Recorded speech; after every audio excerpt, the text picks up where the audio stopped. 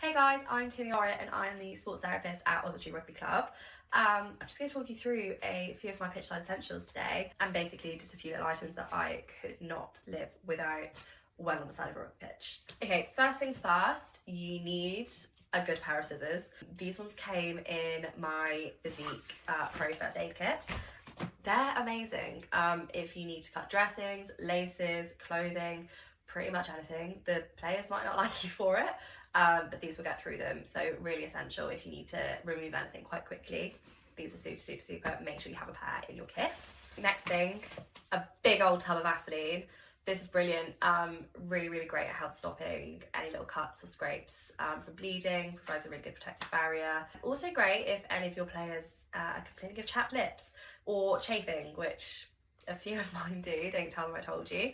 But yeah, the amount of times I get asked for some Vaseline, and I'm thinking, oh God, what have you cut now? And it's like, oh no, I've just got chapped lips. So yeah, big old tub of Vaseline. I go through a lot of this in our games, so absolutely essential.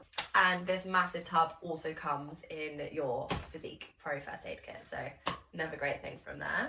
Last but not least, cotton wool nose plugs. I'm sure there's a proper name for them, but I'm sure everybody knows what I mean by cotton wool nose plugs. Just a must have in every pitch sider's first aid kit.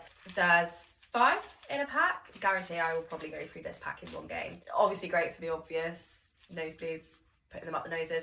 Also great if you have sort of like, if you need to pad anything up, you know, like a little wound or something like that, or, you know, instead of a massive piece of gauze, if you could just put a couple of these on and then bandage or tape around it, great for that as well. So those were, I would say, my like 3 absolute essentials. So nose plugs, really great scissors, and a big old tub of Vaseline.